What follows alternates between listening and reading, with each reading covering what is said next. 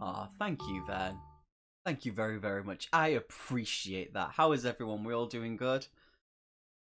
It's going to be not a long stream because we're in part 2 of the book. I'll do my best. Wow, rude. Why?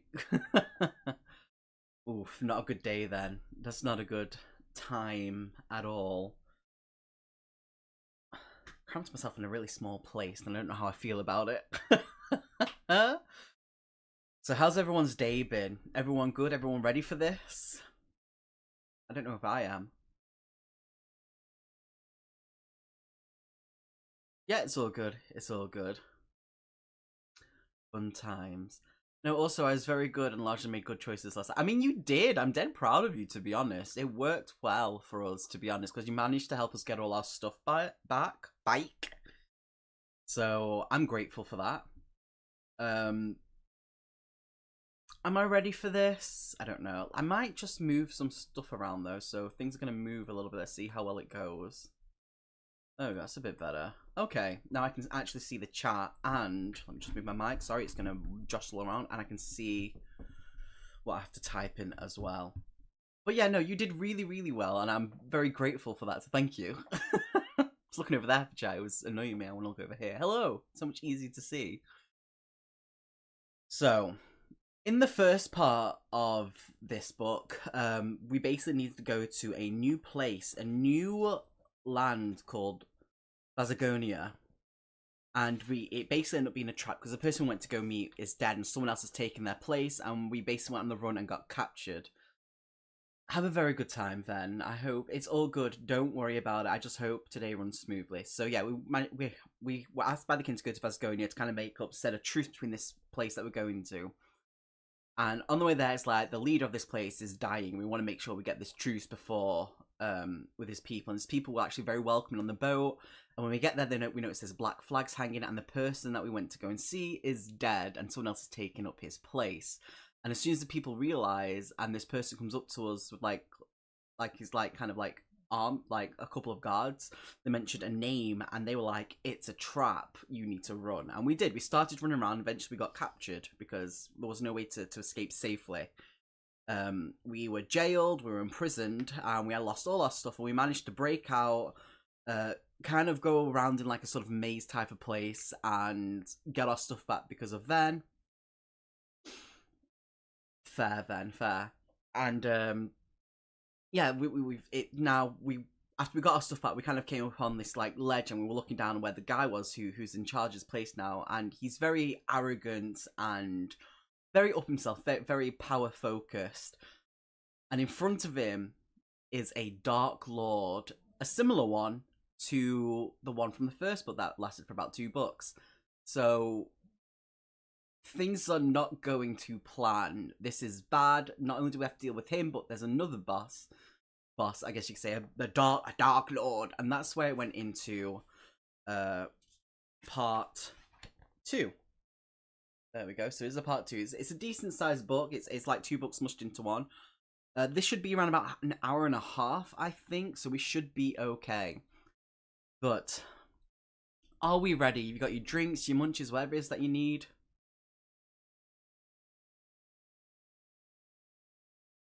Our health is capped at 26, not 29, by the way, because of a dagger that we're using that gives us an extra +2 to our combat skill as well. So that's what we get as well.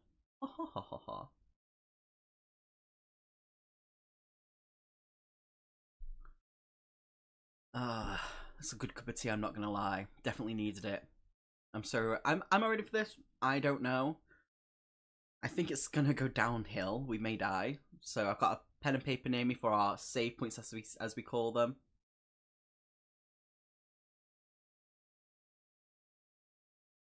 But I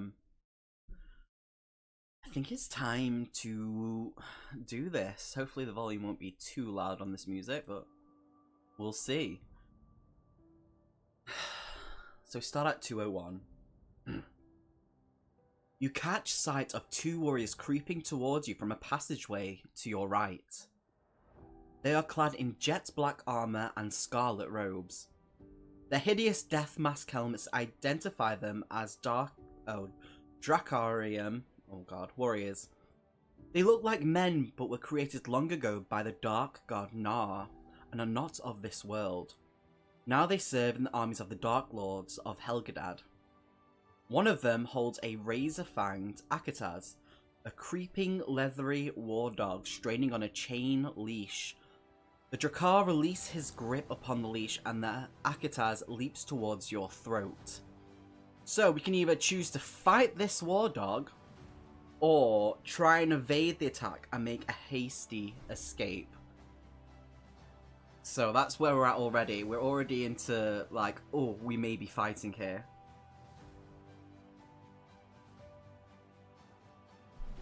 So that's going to be great for us, isn't it?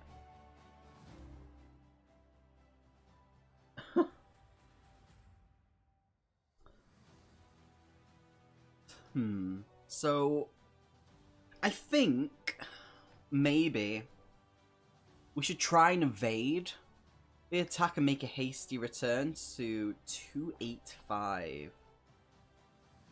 Let's see if we can. As you turn and sprint along the passage, a terrible roar of hatred and rage fills the hall. It's all good, Jenny. It's all good. Don't even worry about it. Kill the Kai! You glance back. The Drackarim are unsheathing their black swords in eager preparation to obey their master's command. You race down some stairs through a silver-clad archway and along the balcony that overlooks the lower palace. The Akataz is nearly upon you. You can feel its fetid breath on the back of your legs. Instinctively, you dodge aside at the very second it makes its leap. It flashes past and crashes muzzle first into a marble pillar. A howl of pain leaves its broken mouth as you step forward and strike it a death blow. This is one attack dog that will never attack anyone again. You glimpse the grim silhouette of Dark Lord Hakon in the hall below, his spike fist raised. A Drakkar appears as if from nowhere and advances upon you. His black sword is held above his skull-like helm, poised to strike. There is a deafening crack as a bolt of blue lightning streaks from a stone in the Dark Lord's hand and comes hurtling towards you. The Drakkar lunges and wounds your arm, lose 2 endurance points. This is going great already. So we're already down to 24. But now stands in the path of the bolt. In a blinding flash of light, the Drakkar is gone. A heap of glowing cinders and the rotten odour of scorched flesh are all that remain. At the end of the balcony, you can see another archway and a staircase. So, if you choose to escape the archway, turn to 381. If you decide to escape by way of the stairs, turn to 317. What are we thinking? Do you want to escape through the archway or escape by way of stairs?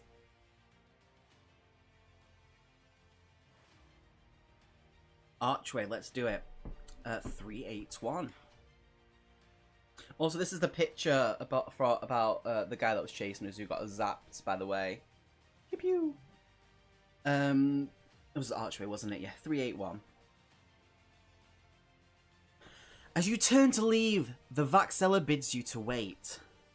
From a bundle of rags, he keeps... No. 381, wasn't it? 381. Jesus Christ. I'm just going to random numbers now.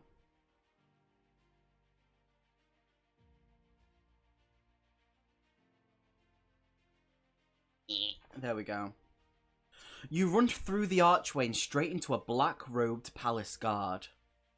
You bruise your ribs and the impact throws you off balance, but you manage to grab at the wall to stop yourself from falling over. The guard lies sprawled upon the floor, yet with incredible swiftness, he draws his shining steel axe and lashes at your vulnerable legs. Right, we're doing a roll. So, I did explain at the beginning, we're trying to... keep our life while we're running around in this place that we're severely outnumbered from, at a place called Vazagonia, because it was a trap set by the person who's taken up the mantle from the person we were going to meet, but he died. And the Dark Lord is there as well, so it's not going well for us. 9. If it is 5 or higher, turn to 252. That's cute music.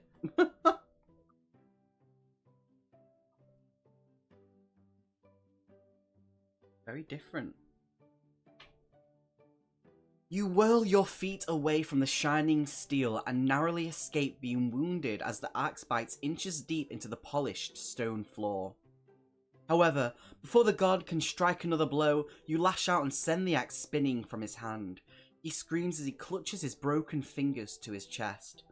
You turn and run towards an open door. The air is filled with the sound of pounding feet as the palace guards become fully alert. Together, the Hakons Dracarim, they are now bent on finding and killing you as quickly as possible. Beyond the door, a bridge rises at a slanted angle over an enclosed garden. It connects this part of the palace to a needle-like tower of white marble. At the entrance to the bridge, there is a narrow stair that descends to the garden below. So we can either cross the bridge and enter the tower, or descend the stairs. I'm also going to change this song because this is a bit...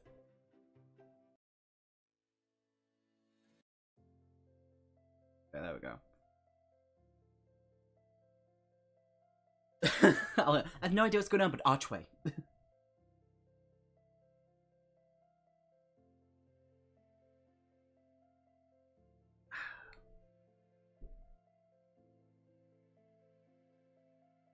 I kind of think we should go by the bridge. So I'm thinking we're going to go for that way. Options. Cross a bridge and enter the tower because there's like a needle-type tower near the garden, or we can literally descend the stairs into the garden. But I kind of want to see what's in that needle tower, to be honest. It might be bad, though. That's the only thing. Also, we get to raise our point up because we do have healing. Bridge. Bridge sounds good. Turn to 396. Inside the cool marble tower, 2 flights of spiral stairs converge at a landing. You detect the sound of distant running feet. The sound is gradually growing louder. It is coming from one of the spiral staircases, but you cannot determine which one. Then suddenly, a band of Dracarim's warriors appear. They are hurrying across the bridge which leads to the tower. If you have the Kai discipline of 6th Sense, which we do, turn to 266. Thank God we've got these skills. 266. Your Kai skill warns you that 2 palace guards are running up the spiral stairs from their guard room located at the base of the tower. Quickly you ascend the stairs before the Dracarim enter and see in which direction you have escaped. Turn to 322. This is going well so far. Make sure you add them 2 options, them 2 kills to Ben's one. 322. The stairs are both long and steep. You gasp for breath and force your aching legs to climb. We also get to get our point back to another one, by the way. The Dracarim are no more than a dozen steps behind you. At the top of the tower, an open arch leads out onto a platform where a huge kettle drum stands in an ornate wooden mount. This drum is used by the tower guard to send messages to the other palace towers. A bleached hide is stretched across its surface and a black wooden beater hangs from its side.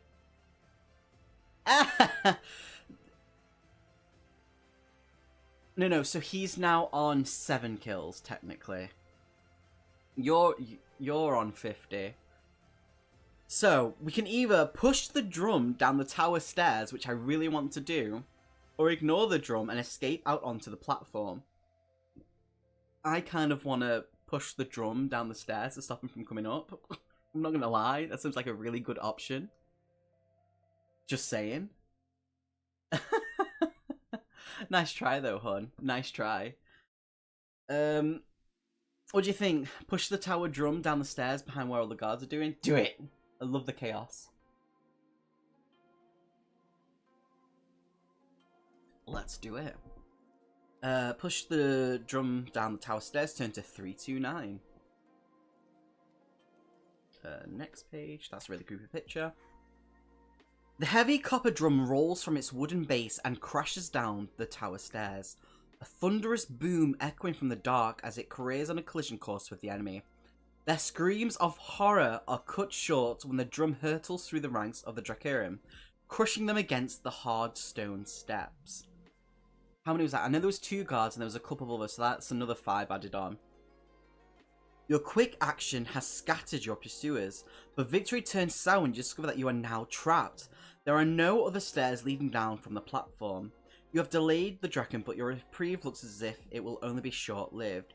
If you possess a rope, which we do, right over here, just here, you can attempt to climb down from the platform to the gardens. I'm obviously going to go straight for the rope because we picked it up for a reason, and I'm glad we did. We picked it up in the last book as well, so it's good that we can do this. It was 305 we need to go to.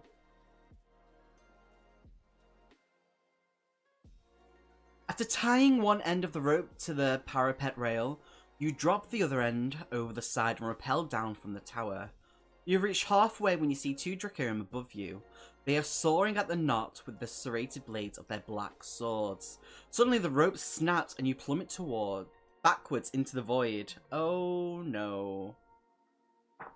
That's a 6. Is it 3 or higher? Turn to 2, 3, 4. This is gonna hurt, I think.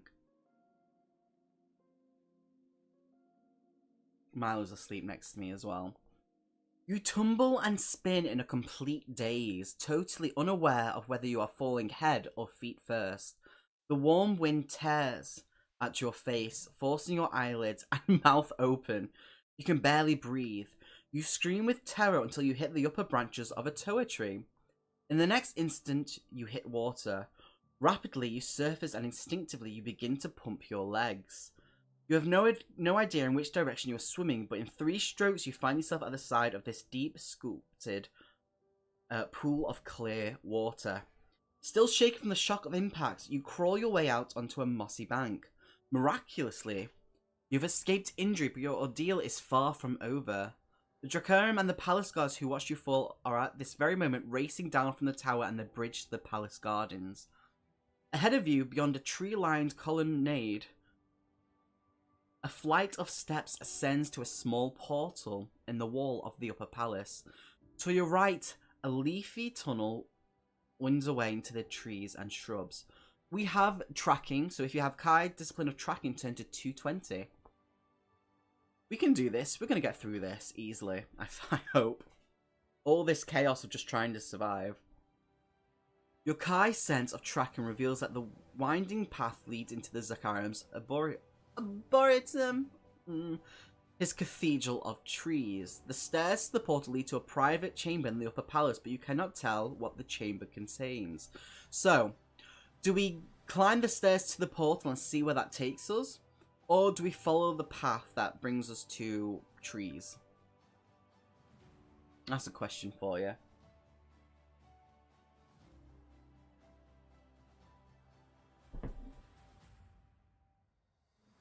Ooh. Do you think the path? I'm going to put this as a save point just in case. So 220 is our save point. To follow the path, turn to 391. As you follow the track deeper into the Arboretum, whatever it's called, many high-pitched shrieks echo above the ceiling of creepers and low branches. The air here is as humid as a jungle. You press on, but the going is difficult. The soft, sticky, rotten humus clings to your boots like fresh river clay. Sudden movement on the path ahead makes you dive for cover. A handful of Dracarum, the warriors, are coming your way, led by a figure dressed in red. Do we have rank of warman or higher? We are, so we get to turn to 242. Ooh.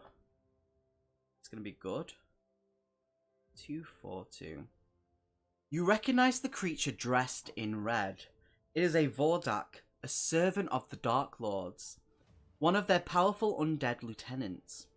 Vordaks possess great psychic power and can feel it scanning your location uses its mind force. You know that if you are to avoid these evil troops, you will not only have to hide, but you will also have to shield your mind. If you have Kai Discipline of Camouflage, add 2. If you have the Kai Discipline of Mind Shield, add 3. We have Mind Shield, thank God. We get to add a +3 to our roll. That is a 6 + 3, which is 9. If it's 7 or higher, turn to 3, 7, 8. 3, 7, 8. Pressing yourself against the damp soil. You hold your breath and pray that you will not be seen as the Vordak glides into view. Its bony arm is outstretched and a skeletal finger sweeps the lush undergrowth on either side of the path. You sense the Vordak is using its mind force to try and locate your hiding place. As the finger points in your direction, a wave of pain washes over your body. You are close to crying out when abruptly the pain ceases. You have not been detected. The Vordak's finger sweeps away and the enemy continues its search along the path. To continue, turn to 228. Ugh. We're doing okay. 228. Next one. Eager to put distance between yourself and your merciless enemy, you race headlong through a tangle of trees and roots until you stumble upon a small domed hut. It is constructed of lattice wood and is half hidden by a curtain of vines. Peering through the dense foliage, you see that the vines reach up to a wrought iron walkway which ends at an open stone door. If you choose to climb the vine to the walkway above and escape through the open stone door, turn to 352. If you decide to search for an exit from the place that we're in at ground level, turn instead to 332. So, do we want to climb the vine and get to the walkway above and go through that open door, or do we want to keep going where we're at, like down here? Nished my cup of tea, sad me. Sad times. I don't know, because the Vordak, the walkway up above, let's do it. I was going to say, because the Vordak was down here with us, so I think going up there is a very good idea. 352.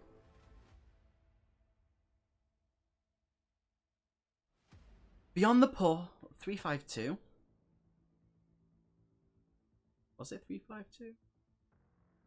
Where am I at? Walkway, open the stone door, 352.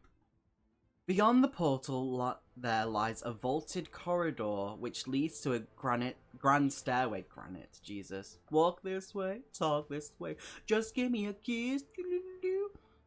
You narrowly avoid confrontation with a dozen Dracarim, saved in the nick of time by your lightning reactions.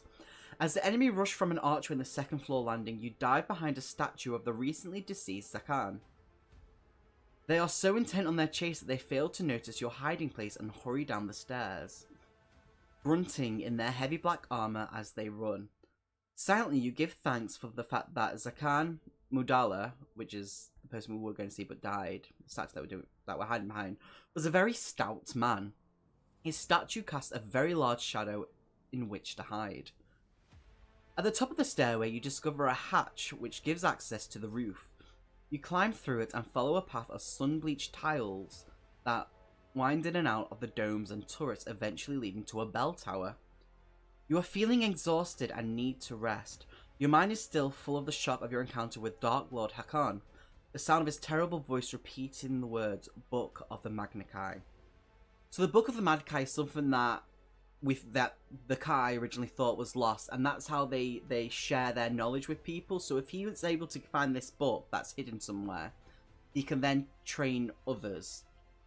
So, yeah, the sound of his terrible voice repeating the words Book of the Magna Kai echoes again and again in your mind. With desperation sapping your will, you peer out through a grille in the bell tower. The sight you see renews your flagging hope, for it inspires a daring escape plan. Turn to 313. Oop, went too far. Below the bell tower, you see a line of oh my god. Itikar pens, each with its own circular landing platform. Ikitar are a breed of huge black eagles that nest in... I don't know what to call that. High in the peaks of the Dahir and Vakar mountains. The Vazagonians have long since tamed these giants of the skies, using them as winged mounts for their army leaders, their scouts, couriers, and envoys. An Ithakar, and rider swoop down from out of the reddening sky and alight upon the platform nearest to the bell tower. Slaves hurl a rope to the rider, who in turn fixes it to a saddle ring before he jumps to the ground. The Ithakar caws and beats its huge wings as it is slowly winched into the pen by a hidden capstan. I don't know what any of these words are, I'm not gonna lie. The rider and the slaves leave the platform. There is now only one sentry on guard at the pen. If you can overpower him, you should be able to make your escape from the Grand Palace on the back of the giant bird. If you possess a blowpipe and a sleep dart, which we do, because we got that in part 1, turn to 325. I was wondering when that was going to come into use. 325. Taking care to load the blowpipe correctly, you raise the unfamiliar weapon to your lips and take aim. The sentry is standing very still. He makes for a perfect target. You inflate your cheeks and fire. If you have the high discipline of weapon skill, which we do, add 2 to the number you have picked. Well rolled. So add 2 to it, okay? 10, 2, so that's basically 4 and above. So 3, 9, 8.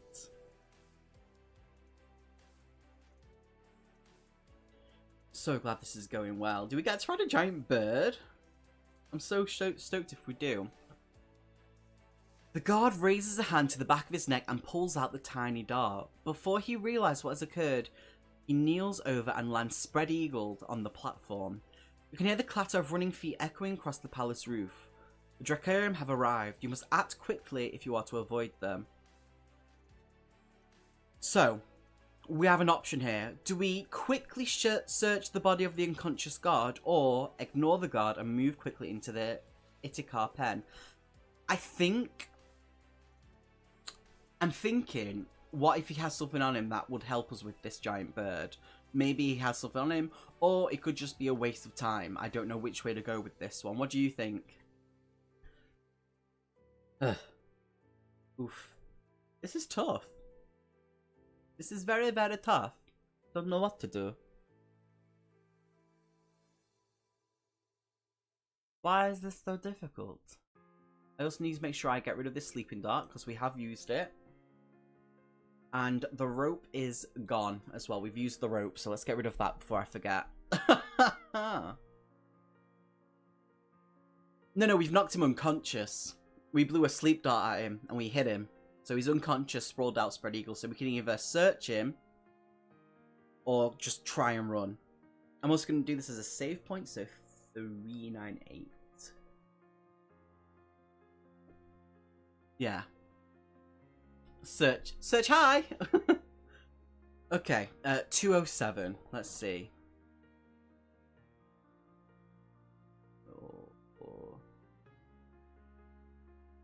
Okay, you discover little of great interest. Only 8 crown coins, but we've got 50, that's the max we can carry. A belt pouch, which we already have, and a brass whistle on a chain. Let's put that in here.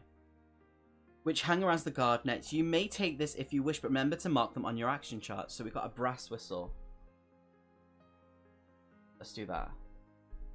This may work in our favour. So I think it was a good call to do that. Suddenly, a noise alerts you to unwelcome company. Dracarium are rushing along the tiled pathway that leads to the pens. Without a moment's hesitation, you turn and run inside the Ithakar's enclosure. Turn to 224. 224. It was a good call with that, hon.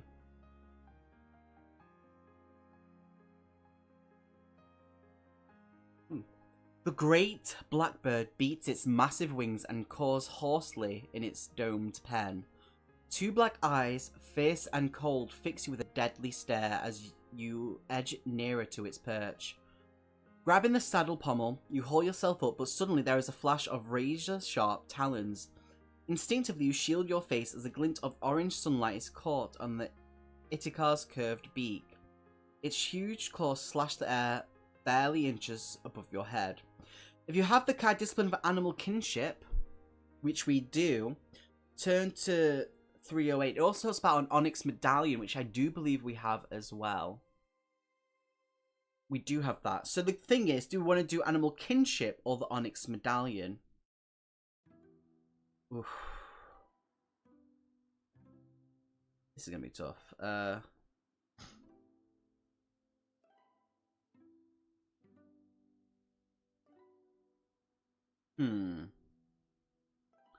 I don't know.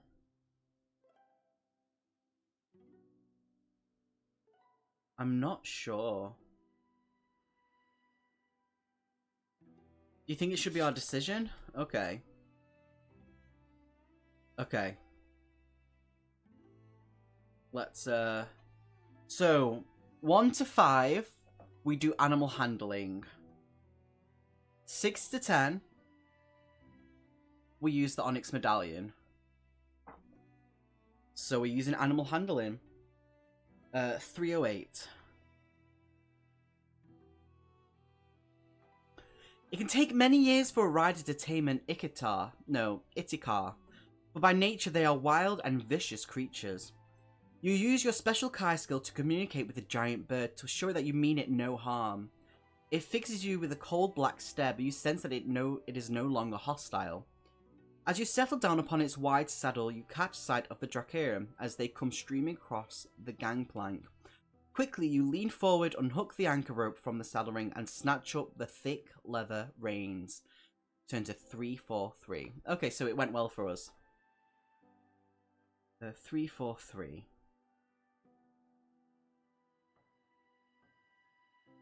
Okay. You were jerked backward as...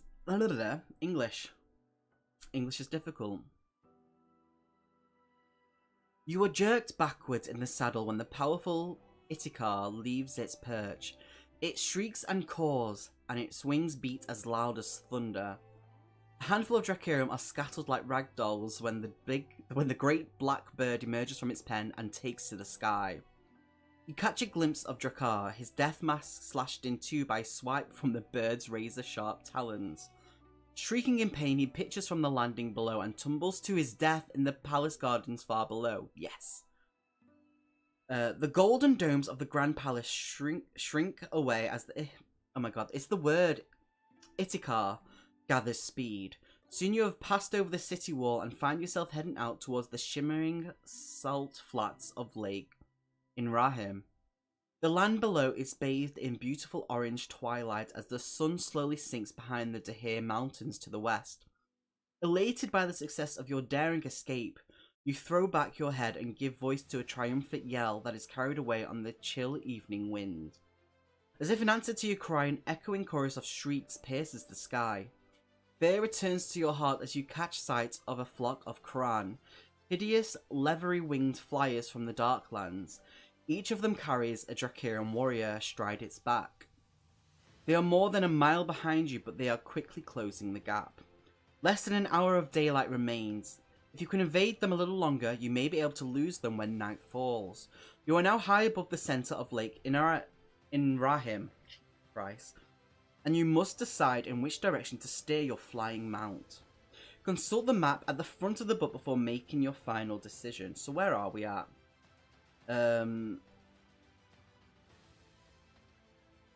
We were at the Saltlands, I think it said. So let's have a look at the map. Sorry.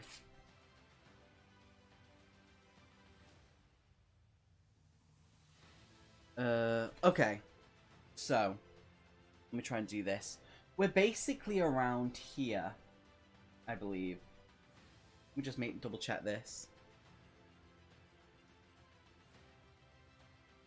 So the Dahir Mountains are to the west. So... yeah, so we're basically over here then. Okay, so yeah, it's Dahir Mountains to the west, so we're going this way. So we can either steer south towards the Dahir Pass, or head east towards the town of Chulua. So we can either go down the pass, or go to here. So down this pass, or to this little place here. We've escaped here. We're flying this way. We've gone across this base lake, and we can either go bloop or keep flying down the pass. What do you think? I'm going to struggle with this one. This is where I don't know where to go.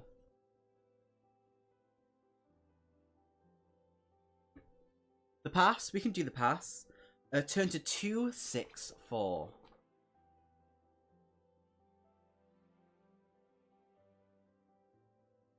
We've got an illustration as well, overleaf. Uh-oh, so that's what we see, by the way. A terrible shriek rings out above the rush of the wind, filling your head with pain. You are being attacked by a powerful mind force. Unless you possess the kind discipline of Mind Shield, deduct 2 endurance points, which we have Mind Shield, so we're fine. The Itikar shudders and frantically twists its head from side to side as the shriek rings out again. You sense that this great bird is in agony as it is racked by the mind blast. As you glance over your shoulder, your stomach becomes knotted with fear. A Quran is swooping down to attack you. On its back is the source of the mind blast. It is a Vordak, one of the undead, a hideous lieutenant of the Dark Lords of Helgadad. As the Quran streaks towards you, the Vordak spreads its red-robed arms and leaps from the saddle. It lands behind you astride the Itikar's back. Its skeletal fingers sunk deep into your mount's feathered flesh. Shock of its impact throws you forward and the rein slips from your hand. The giant bird screeches in horror and pain as the Vordak's grip paralyzes its spine. You must act quickly, for the Itikar is now plummeting in a spiral towards the salt plain. If you possess the Summer Sword, turn to 315, which we do, so I'm just going to go straight for that. Summer Sword, still a weird name, 315, come on. I don't want this bird to die, I'm kind of liking it. As you unsheath the Summer Sword, a vivid golden flame ignites along its blade. The Vordak shrieks in terror, its blood-drenched bony fingers clawing for a black iron mace which hangs from its belt. It raises the mace to parry your blow, but the Sun Sword shears through the black iron haft and a splash of blue flame erupts in its wake. You strike again, curving the golden blade around it, a great arc. It bites into the Vordak's neck, cutting cleanly through its unnatural body, severing it diagonally from the collarbone to hip. A sickening, acidic smell chokes your throat as a fountain of green slime erupts from beneath the sundered red robe. Jesus Christ, I can't English today. The Vordak crumbles and topples from view, its dissolving corpse hissing like a nest of snakes as it spirals down towards the salt plain of Lake Inarim. Sheathing your sword, you grab the reins and fight to control your injured mount. You have slain the Vordak, but the battle has not yet won. The Itikar is losing a great deal of blood. It could fall into unconsciousness at any moment and drop you like a stone. Then you spot something in the distance. It is an extraordinary and wholly unexpected sight. Turn to 221. Huh, I wonder what we see. 221. Emerging from a bank of cloud on the skyline, you see a flying ship. It is a small craft no bigger than a Unaram river barge, with 2 triangular sails swept back either side of its curving prow. In the fading twilight, you can make out a long pennant that flutters from its masts. A faint humming reaches your ears. Your first reaction is one of disbelief that you are seeing must be a trick of the light or some fiendish illusion created by the Dark Lords. However, as the ship glides nearer, your senses tell you that it is not a mirage. Indeed, it is quite real. If you ever visited the ruins of Raumas, have I done that? Let me just check. Sorry. Have I visited the ruins of Raumas? Let's see, I visited the Razored Huts, the ruins of Makan, survived the perils of the Graveyard of the Ancients, and visited Gorn Cove. No, I've not. So that's something that we missed in a book. No,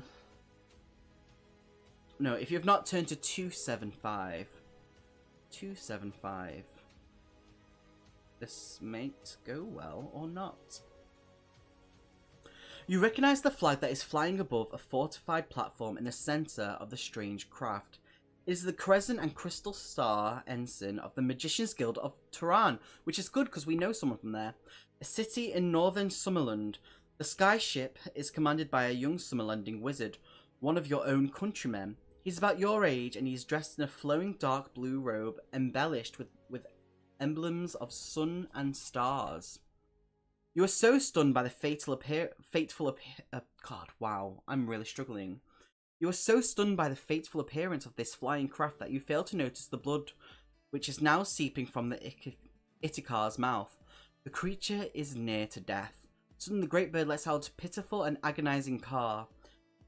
Its wings stiffen and its head falls limply forward as the last flicker of life escapes from its torn body.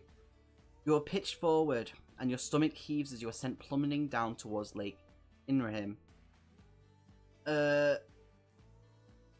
If you have Kai Discipline of Animal Kinship, deduct to 1. Oh no. Let's see what we get. 7. If it's between 5 and 8, turn to 2, 5, 4. I'm so sad it's dead. Why were we so stupid looking at this thing when we could have just, like, helped it? 2, 5, 4. So sad. Like, what the hell? Why is this a thing? The chill air. I know, right? The chill air whips past your face as you tumble towards Lake Inrahim. The Crown Riders, the sky ship, and the distant horizon all melt into a kaleidoscope of shapes and images. You fear these will be the last things you will ever see. You prepared yourself for death and resigned yourself to your fate. Then suddenly feel your body engulfed by a mass of sticky fibers. And there is a terrific jolt which leaves you breathless and stunned. Lose 2 endurance. Okay. Oh no, it's 24. There we go. The impossible is happening. You are no longer falling, but rising. You've been caught by a net of sticky strands, like a fly in a web. You are now rising towards the flying ship just as quickly as you fell. 3 bearded dwarfs clad in padded battle jerkins pull you aboard an outrigger that runs the length of the hull. There is no time to express your gratitude to them for saving your life. The small sky ship is under attack from several Karen riders. At the end of the outrigger, a dwarf is locked in hand-to-hand combat with a snarling Drakkar. He is losing the battle. As you rush to help him, another of the evil warriors lands on the center of the craft atop its fortified platform. So we can either help the dwarf, or leap from the outrigger onto the fortified platform where that other one is. What are we thinking?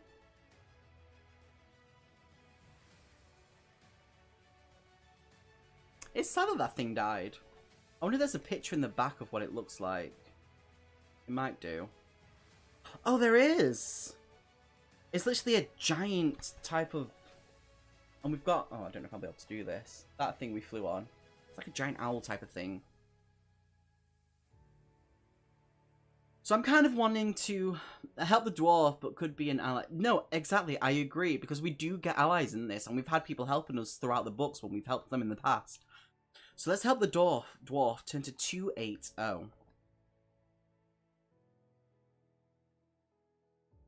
The Drakkar is brutally strangling the dwarf.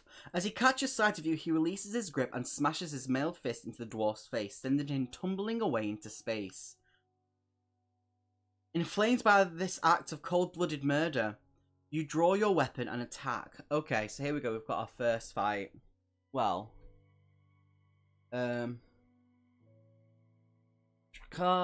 its endurance points are 25. Ours is also 25 because we've gone up a bit. They also have 25. God, why is this happening? Ours is 25 as well. Let me just get this little thing out so I can put this in the way. Its combat skill is 18, but we have above that, so even better. Oh, due to the lightning speed of your attack, do not deduct any endurance points you may lose in the first round of combat. Okay, that's good. So it says 18. Let me get to the little thing at the back, the combat ratio.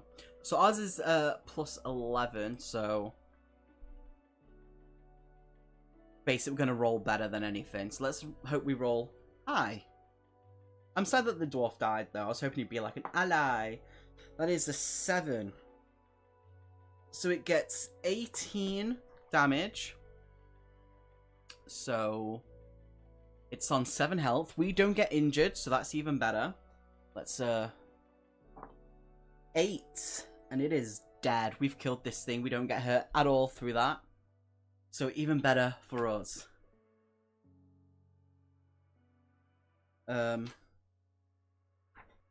If you win the combat turn to 2-1-3.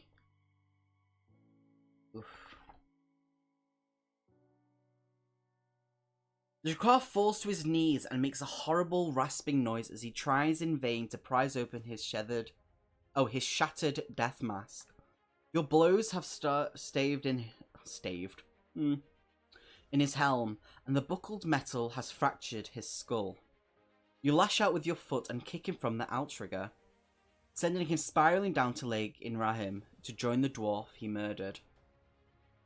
But the dwarf is neither dead nor hundreds of feet below. He hangs by his foot unconscious, snagged in the netting below the outrigger boards.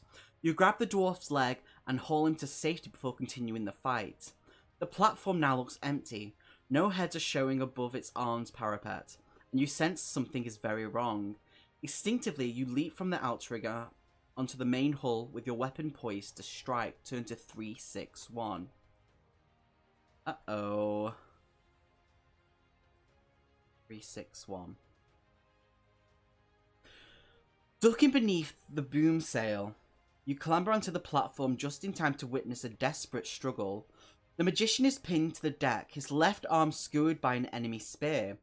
With a staff in his right hand, he is trying to fend off this dismounted Cran rider. The Jakar senses your presence. Instantly, he swirls around and draws a twisted black scimitar from its scabbard. Okay, so we've got another one. Its endurance is 18. It's the same thing as this one, so I'm just going to put this back to 25. We're at a plus 11 to this. And if we win this combat in 3 rounds or less, we get to do better. Okay, let's hopefully we get it in 3 rounds. Otherwise, we have a thing if it lasts to a 4th round of combat. So let's hope we do. So that is a 6. We get 1 damage. It gets 16. So we're at 24. I should have healed myself actually. It loses 16, so it's on 9 health.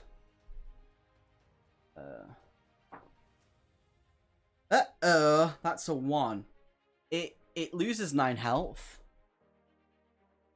We get hurt for another 3, so we're at 21. We did that in 2 rounds, so we're good. Yeah, I do like how easy this action chart is to edit. A lot of them can be really difficult, but for this, they planned it so well. If you win this combat and the fight lasts 3 rounds or less, turn to 288. 288, here we come. The Jakar curses you with his dying breath, his cry fast fading as he tumbles away from the platform. No, it's all good. It's fine. You're all good, Jenny. You rush to aid your wounded countrymen, but the battle is not over yet. A Cran rider is swooping down towards you with a crossbow levelled at your head. He pulls the trigger and the bolt comes speeding towards your face. It is too late for you to dodge away from this deadly missile. A shrill metallic whine rings in your ears when, incredibly, the bolt ricochets away just inches from your forehead. It's been deflected by an invisible shield. If you've ever visited the ruins of Romus, which I've not, turn to 294 if you have not. No, it's all good. Seriously, if you can do it, do it. Seriously, don't blame you. You see the young magician lower his staff with a trace of a smile on his pain-racked face. Alas, I was too slow to shield myself, he says wryly, as you kneel at his side and free the spear that pins him to the floor. His wound is serious, and hastily you staunch the bleeding with strips of cloth torn from the hem of his dark blue robes. The wizard musters just enough strength to introduce himself. I'm Baindon, Journey Master to the Guild of the Crystal Star. No, I've not at all. I mean, it is after work. Yeah, you're right, I'm going to tell you off. How dare you? Why are you doing it now? Don't. He says, his voice weak and shaky. But you need not tell me your name, Lone Wolf. Only you would attract such company this far from home. He glances at the Kran riders swooping past the skyship on every side. Help me to my feet. We must escape before they drag us from the sky. You support the wizard as he grasps the ship's helm. It is quite unlikely any of you have seen before. It comprises a radiant crystal sphere that, with hundreds of glowing facets set upon a slim silver rod. As soon as his hand closed around the crystal, there is a tremendous explosion. Turn to 323. Okay, fair. As long as you've stopped now. 323. The explosion is followed by a large cloud of smoke which engulfs a cabin perched in the rear back. As the noise rumbles across the desolate salt plain, you hear the agonizing shriek of a wounded Kran. It comes spiraling past the platform with a ragged hole rent in its broken wing. The smoke clears to reveal the grinning face of a dwarf framed in the cabin window. A smear of soot blackens his rosy cheeks and exaggerates the whiteness of his crooked teeth. He's holding a tube of smoke and steel that you assume to be a magic staff, until you notice that each of the dwarf crew are carrying identical staves. As they point them at the swooping Kran, gouts of smoke and flame bellow from their tips. Suddenly, you recognize these weapons and their wielders. They are dwarves from the mountain kingdom of Bor, and they are armed with firearms, one of the many inventions for which these ingenious artisans are justly famous throughout Megnamund. The Kran are terrified by the noise of the guns. Panicked, they turn their leathery tails about and fly away. Their frustrated Draconian riders seem powerless to stop them. The primitive firearms have claimed only one victim, but nevertheless, they have driven off their enemy and saved the skyship from disaster. Baindon steers the craft about, banking steeply until the ship is facing the darkening peaks of the southern mountains and the distinct V-shaped cleft of Dahir Pass. Right, let's roll. It's asking us to roll. That is a 4. If it's 3 or higher, turn to 312. Hey Dan, how you doing? How's life? How's things? How has your day been? How you doing? How's life? So far, we've just been running and fighting. I should also get that up to 6 as well now, because we should be... Oh no, I should be up to 3. There we go. Me forgetting to heal myself every time we go through a chapter. Well, not a chapter, a segment. How's life? How's things? What you been doing? Tell us all the things.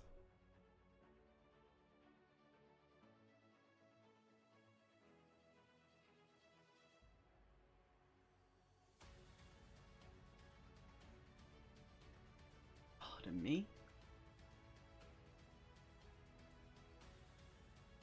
Have you had a good day? Has it been better than your sister's?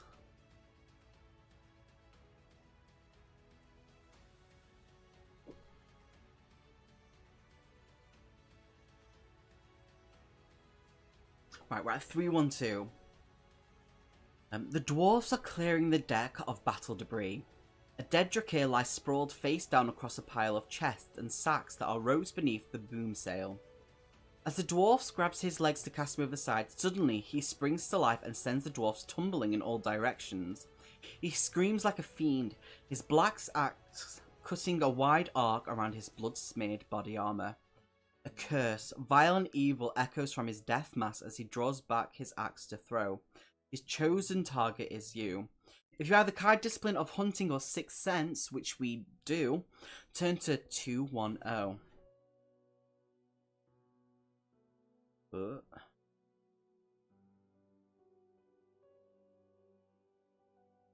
You dive aside, your Kai skill saving you from the axe that comes spinning towards the platform. Suddenly, a deafening bang rings out and the Drakir is flung backwards, his breastplate torn open by a dwarf shot. He gives a long, agonizing death cry as he disappears from sight, tumbling away into the darkness that surrounds the speeding skyship. As if in answer to the shot, a menacing roll of thunder rumbles across the darkening plain from Barakish, as if the city itself is cursing your escape. Baindon appears at your side, his face lined with concern. As he offers a shaky hand to help you to your feet, you notice that the makeshift bandage which binds his wound is soaked through with blood. He is pale and weak and close to collapse. If you have the Kai discipline of healing, turn to 377, which we do right here, number 3. We've not died, but we've killed everyone else so far, so it's going well. Kai discipline of healing, 377. Yeah, it's been a day for a blesser. 377. Clasping your hands around Baindon's injured arm, you concentrate your Kai skill on healing the torn muscle and splintered bone. The warmth of your healing power numbs his pain and repairs the internal damage sufficiently to be able to remove the blood-soaked strips of cloth. The wound is still open, but it is clean, and your timely aid has saved the limb. We'll help him now, Lone Wolf, shouts a strange voice. You are surprised by the boldness of this assertion, and you turn around to find out who has made it. Turn to 339. I bet this is going to be the guy from the first story. 339. What was he called?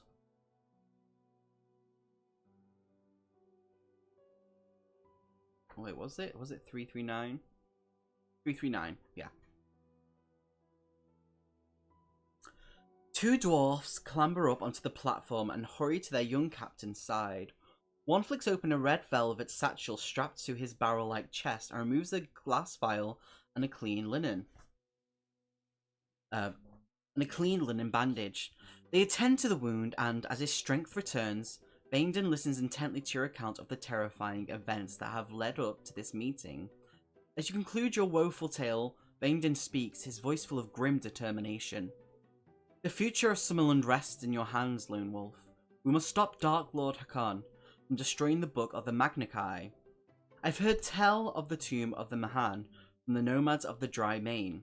They say it is a terrible place, a place filled with horror and death.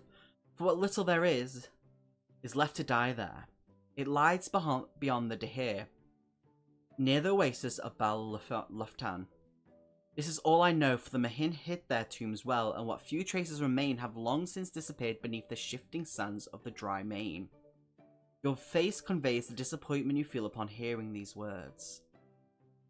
However, all is not lost, says Bendon, undaunted. There is a man who can guide us there. His name is Tipasa Idaruk, or Tipasa the Wanderer, as he is better known. It is he whom we must seek, for he is the only man who has ever entered the tomb of the Mahan and lived to tell the tale. Baindon takes over the helm as this extraordinary ship, the Sky Rider, as the dwarfs call it, speeds through the gathering darkness towards the Dahir Pass. Visibility diminishes with each passing minute until finally you see no further than the ship's outriggers. You begin to feel uneasy. If the Sky Rider veers but a fraction of its course, you will be smashed to pieces against the mountainside. Don't worry, Lone Wolf, says Nolrim, the dwarf with the velvet satchel. The captain will see us through. Baindon stands with his hand resting lightly on the glowing crystal.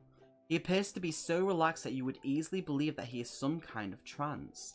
His eyes are closed, and a crackle of energy, like fine white lightning, weaves and traces an intricate pattern across his forehead and around his temples.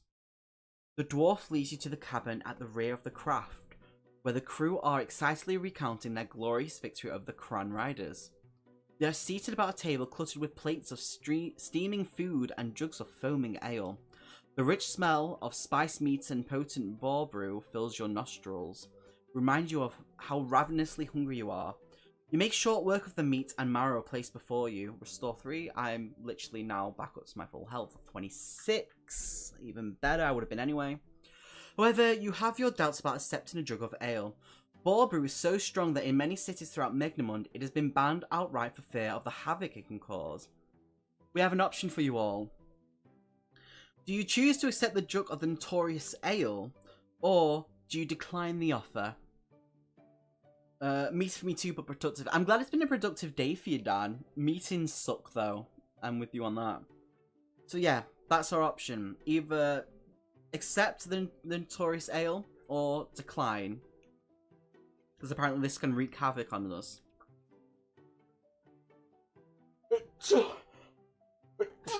Oh, bless me, I apologise. Ugh. What do we think? Ale or no ale? Yeah, if we accept it, we're drinking it.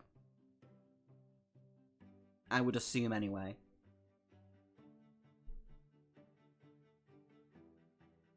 Okay, we'll accept it. I mean, I wouldn't want to upset them either, but I just worry that my stuff's going to get stolen, because last time that happened and I was angry. If you choose to accept, the jug of this notorious ale turn to 392. Oh god, how's this going to go?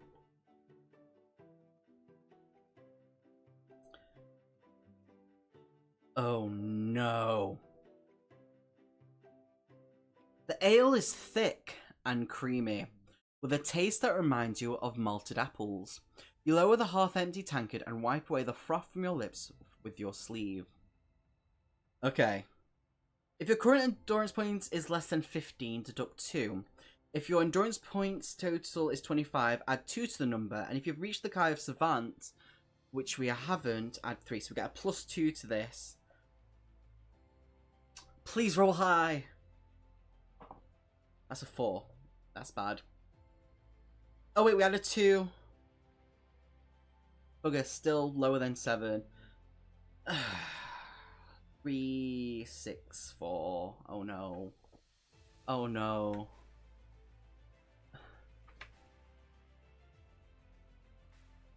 No. The room is moving. At first it is barely perceptible. But in the course of a few minutes, the dwarfs in the cabin are transformed into a whirling blur of colour. You grasp the table, your knuckles whitening as you fight to control the feelings of dizziness and nausea that overcome you. Sounds seem distant, like echoes in a cave.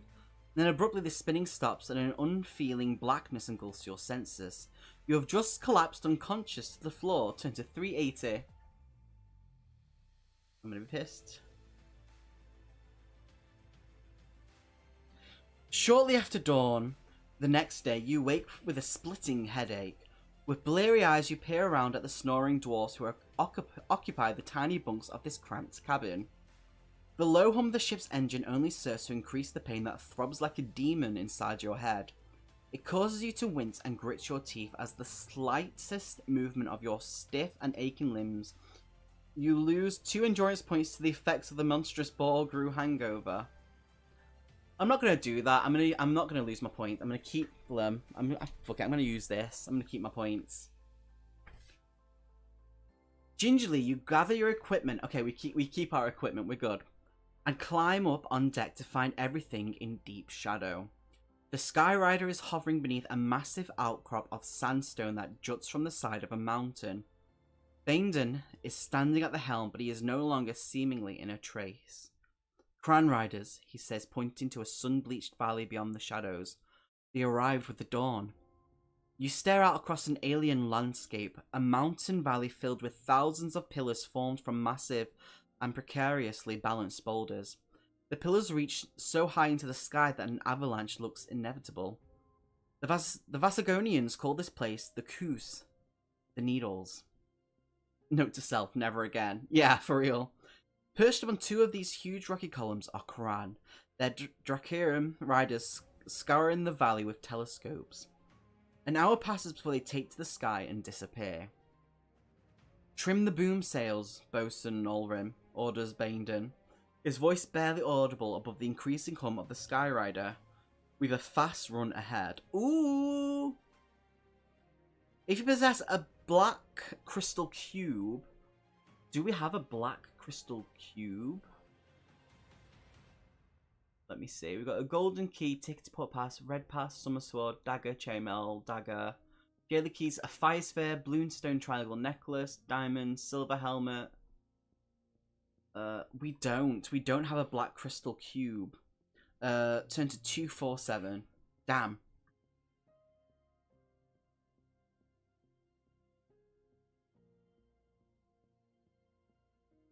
The voyage through the Coos is breathtaking.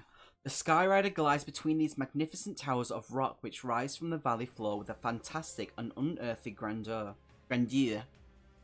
Far below you can see sulphurous water bubbling from fissures in the orange ground, and streams of hissing lava carving circular channels that glow like motes of liquid fire. Hey Luna, how you doing? How's life? How's things? How you day been? You keep a watchful eye in the skies, but to your relief you see no signs of the enemy. Icarish, says Baindon pensively, the eagle's lair. That is where we will find Tipasa, the Wanderer. It is the place of his birth and the home of his family. He roams the dry main, but he always returns to Icarish. It is late afternoon when you reach the hills beyond the Coos that overlook the town of Icarish. Baindon moors the Skyrider to a pinnacle of stone and a rope ladder is lowered to the ground. It's been decided that you and he will enter Icarish on foot and locate Tipasa, while Nilrim and the crew wait in hiding for you to return. The sight of the Skyrider hovering above the mountain town would likely arouse unwanted interest in your arrival. You and Baindon prepare yourselves for your mission by dressing in Mahakitits. Nope. Mahaktis. The flowing grey and white robes commonly worn by the desert and mountain dwellers of Vasgonia. With your preparations complete, you bid farewell to Nolrim and set off across the barren hills.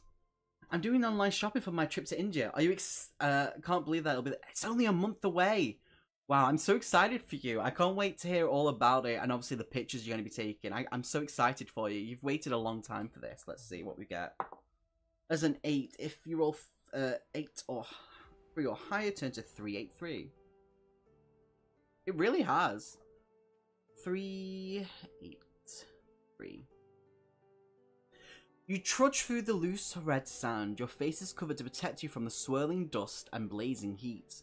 The landscape is stark and desolate. All that seems to thrive here is the wire-hard grass that persistently scratches your boots and leggings. Soon you come across a dried riverbed which leads to a cave in the orange sandstone hillside.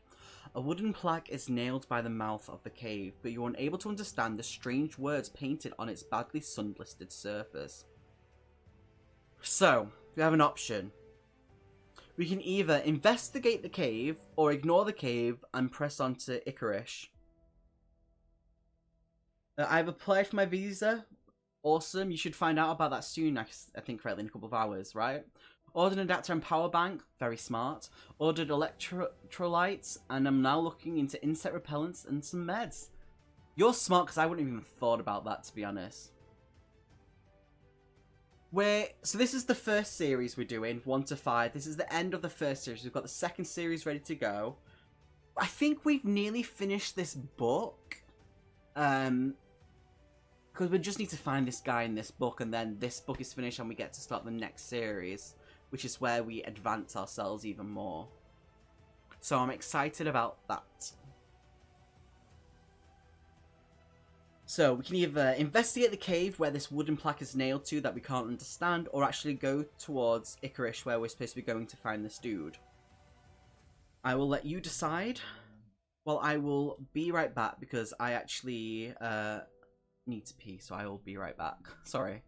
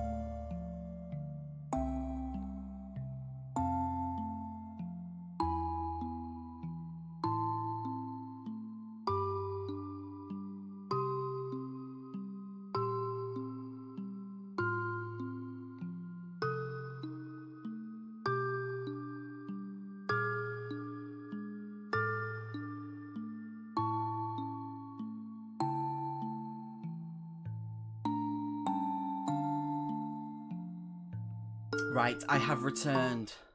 Sorry about that. Thank you for waiting and being patient. I think, yeah, Icar... It's spelled with a... What is it? How is it spelled? That's a very good question. I-K-A-R-E-S-H. But I would have gone with your spelling as well. Either one's fine. So we'll head towards there, but we need to roll a number for this one as well. That's an 8. 3 or higher, turn to 337. Milo, do you mind, Baba? Come here. Without the breeze of the speeding Skyrider to cool you, the oppressive heat of the mountains is almost unbearable. You trudge across the loose, reddish sand. Your face is covered to keep the dust from choking your throat. Oh yeah, sorry, I thought it was pretty much just a copy. That's a good question, actually, Dan. All that seems to grow in the desolate waste is the white hard grass that tears possessingly out your boots and leggings. As you reach the outskirts of Icarish, you pass a small round hut where a goat is eating from a manger. In the manger. Next to its door.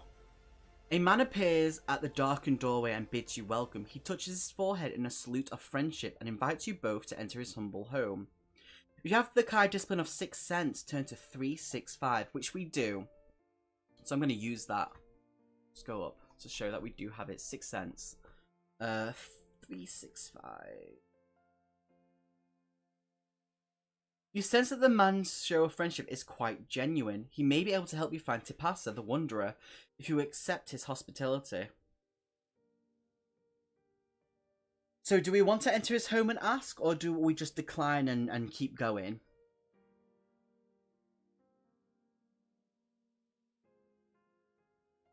That is my question to you. Ugh.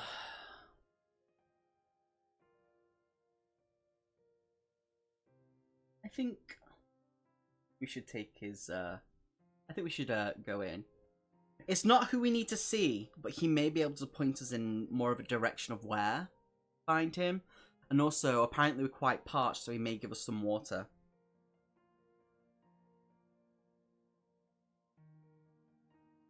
Go in! Okay, we'll go in. To enter his home, turn to 225. Watch it be really bad.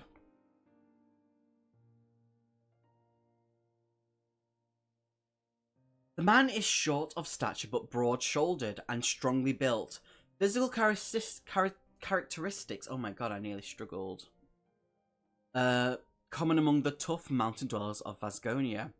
He pulls a cork from a bottle of lime green wine and pours you out 3 large measures into earthenware cups. Crosara, he exclaims, and downs the wine in one swift gulp. So we can either take his example and drink this strange wine, or decide not to drink and ask him where Tipasa may be found. I don't know if we should drink the wine. Whenever we seem to drink in these games, so things happen. We either get unconscious or we get knocked unconscious. No drink. No drink. I don't think we should drink either, to be honest. Yeah. I don't think we should. Turn to 318. Tipasa, he replies thoughtfully. He lives near the Duga market, but exactly where his home is, I am not sure. I haven't seen old Tipasa for years. If you should find him, remind him of Kamisin, the goat herd. He still owes me 12 crowns that I have not forgotten. You thank the goat herd for his help and bid him farewell before continuing your trek towards Icarish. Go to 272.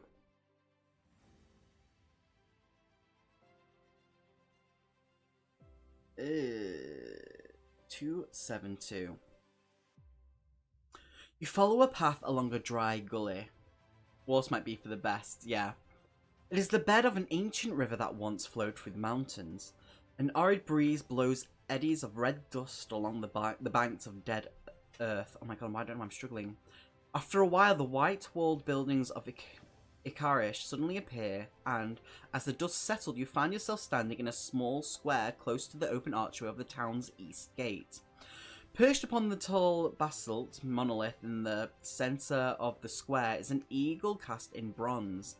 It is the emblem of the mountain town. 3 bronze arrows are held in its beak. The bronze shafts are each inscribed with a name, and each points towards a different exit from the square. So it says either an Avenue of Eagles, we've got the main square, or we've got the Duggar Market. And I think we should go to the Duggar Market because he mentioned that he lives near Duggar. So I think we should head that way. What do you think? Yeah? Yes, yes, yes. Unless we want to go to the market. Oh, no, that is the market, the Duggar Market. We may be able to buy some water as well. So we have all these crowns. And I don't know why we don't use them. How dare. To market, 376.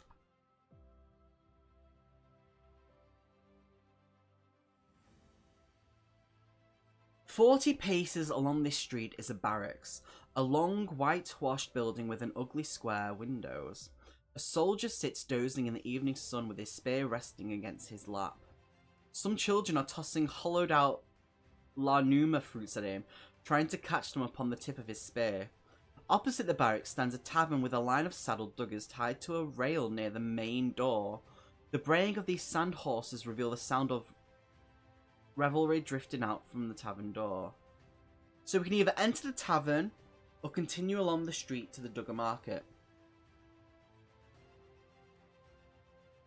This is where we're going to get lost trying to find him now. He'd be like, "Help us."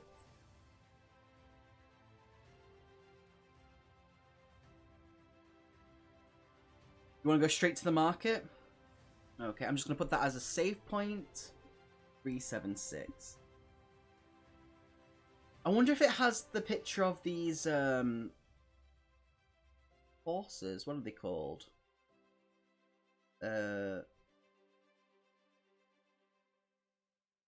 Saddled duggars. I saw something I shouldn't have seen. Oh, the sky should look cool. 1 second. Is it alphabetical? No, I've got history of. Wait. Second. I don't know what that is, but I don't want to fight it. Don't know what that is. Don't want to see it. Okay, it doesn't. Okay. Heading to the market, which is 202. I was hoping to just have a picture again, and I'd be like, "Look at this." 202. You pass beneath an arch where 2 brass-gilded conical towers gleam like gold. Beyond the arch, you discover a marketplace crowded with squabbling merchants. Exotic carpets, brightly coloured cloth, and all manner of foods are being bought, sold, and haggled over. They do. The north side of the marketplace is devoted to an auction of duggars. These sleek but noisy desert beasts are being paraded for the benefit of the bidders around a paddock adjoining their green-tiled stables. Just past the stables, a street vanishes away into the carpet weaver's quarter of Icarish. So we can either investigate the stables, ask the merchants if they know where Tipasa lives, or leave the marketplace and continue along the adjoining street. Yeah, the Skyriders. Let me show you. The Skyrider, the skyship, looks like... let me see if I can get this in there. Looks like this. So that was pretty cool. Ask the merchants. 248.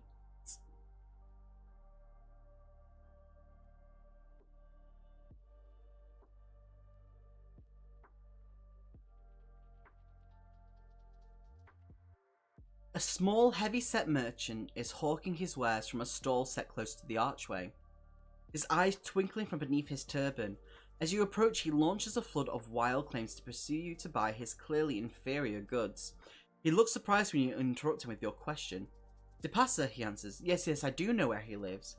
He holds up a gaudy waistcoat of pink and orange sackcloth and offers it to you.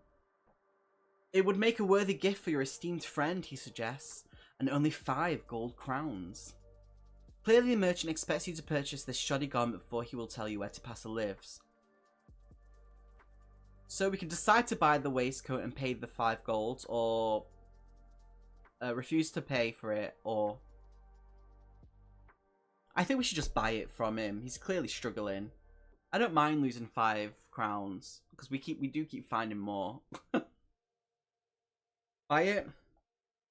Buy it. If you decide to buy the waistcoat, turn to 328. 328. Let me also make sure I take off 5 from here. So we're now at 45. The merchant's face beams with joy as eagerly he pockets your gold. The first alley on the left past the stable, he says. He lives in the house with the blue door. You hurry across the crowded marketplace towards the stables and enter the street beyond. As you turn into the rubbish-strewn alley, you can see the blue door facing you at the end of the passageway. To continue, turn to 206. Do you think he was telling us the truth? I hope he was, or else I'm going to go back and batter him. There is no reply to your first knock. You are about to knock again when the door opens a few inches and red-rimmed eyes of an old woman stare out from the darkness. Baindon, she explains, her voice hoarse and shaky. Thank the gods it is you. She ushers you both inside and quickly locks the door. The house is sparsely furnished and what little is there is either damaged or completely destroyed. We might be able to, I don't know. They have taken him, Baindon. They have taken my husband. The men with the faces of the dead 10 days ago. They came like shadows in the night. She breaks down, her frail body racked by sobs. Baindon comforts her as best as he can, but you sense that he shares her bitter loss. The Dracarim have taken Tipasa. Of that there is little doubt. But now they will have made him tell everything he knows about the tomb of the Mahan. We will find him, I promise, says Baindon, or whatever he's called, I don't know, wiping the tears from the old woman's face. But you must try to help us if you can.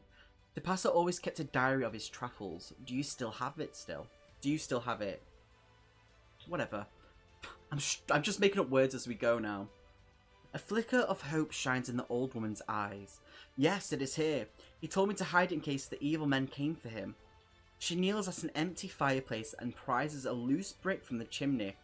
A leather-bound book drops from its hiding place into her hand.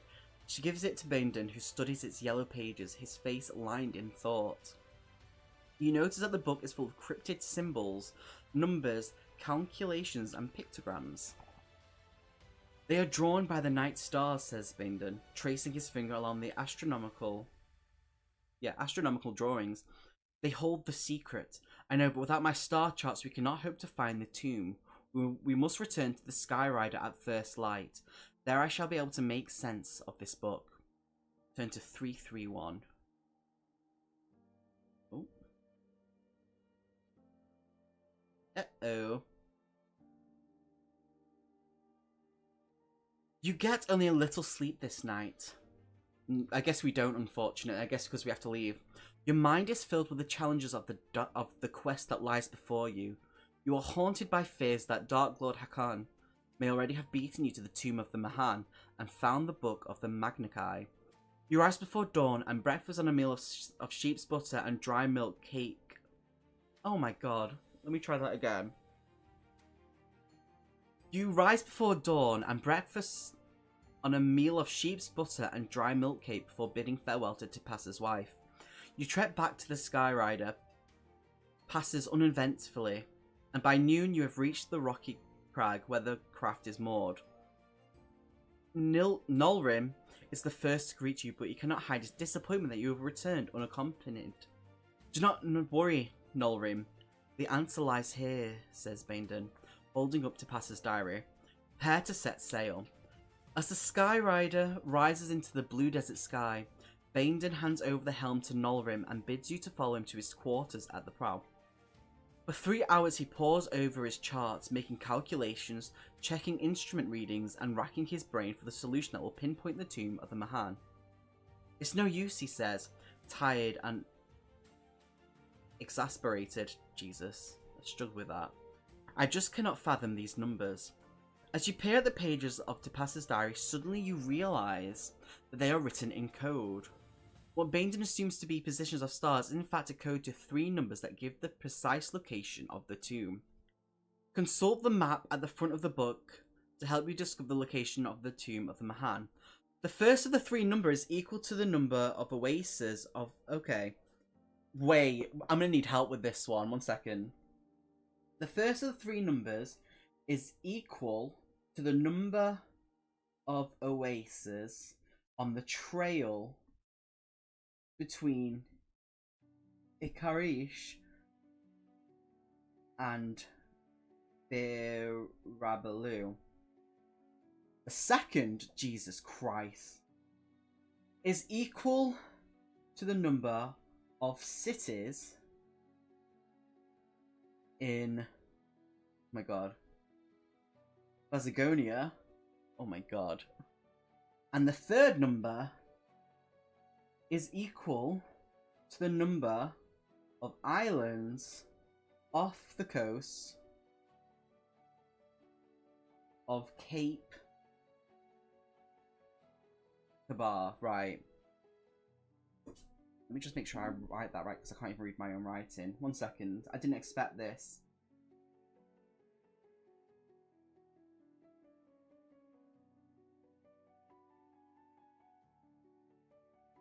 Oh my god. You got this. Do you think so? Let me just put a marker here. When you think you have broken the code, write down the numbers in order and turn the section that they indicate. To solve this puzzle correctly, you will need to use the map with the above code instructions in mind before coming back to this section. You may have noted the number of cities already in this adventure. The 3-digit section corresponding to the correct answer will state that it is the correct solution of this puzzle. If you do not see this note, you have chosen the wrong section in which... Okay. Right. Let's have a look at this map. Right. I don't know how this is going to work. So the first number is how many oases trail between Ikarish. Where is that actually on here? 1 second. Wait, I need to find the map first. Wait. Where is it on the map? Oh, there's Ikarish. And... Where's that one? Where's the other name? 1 second. I don't do good with maps. I get lost in games which have maps. Where is it? 1 second. How many oases? So I'm assuming the trees... Wait, oases are trees.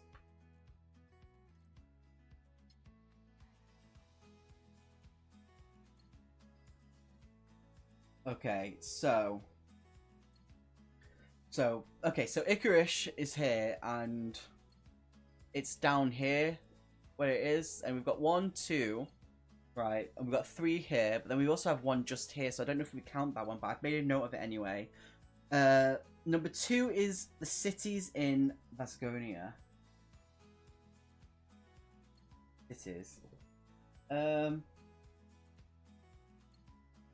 1, 2, 3, 4, 5.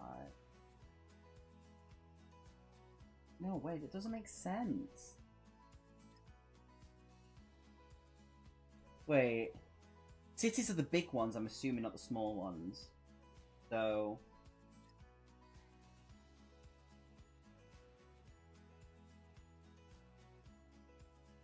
One, 2... Because the other ones look smaller, so I would guess they'd just be like little cities.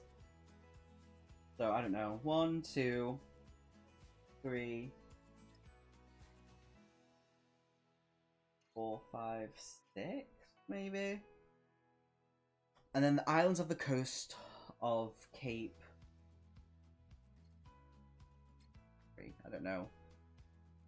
I don't think it's going to be 4, 6, 3, because that wouldn't make sense, because they never go to that high anyway. So it's got to be 3, 6, 3? Me trying to work this out. Nope, that's not it. Wait. No. So it's gotta be...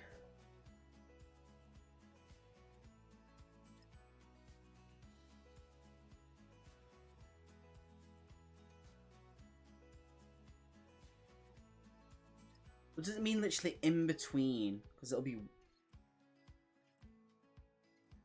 Is it 163? God, I don't know what I'm doing. Would it make sense for it to be in the next bit? No, it's not. Listen, right. We're looking at the number of oases that trail between. So 1, 2, 3.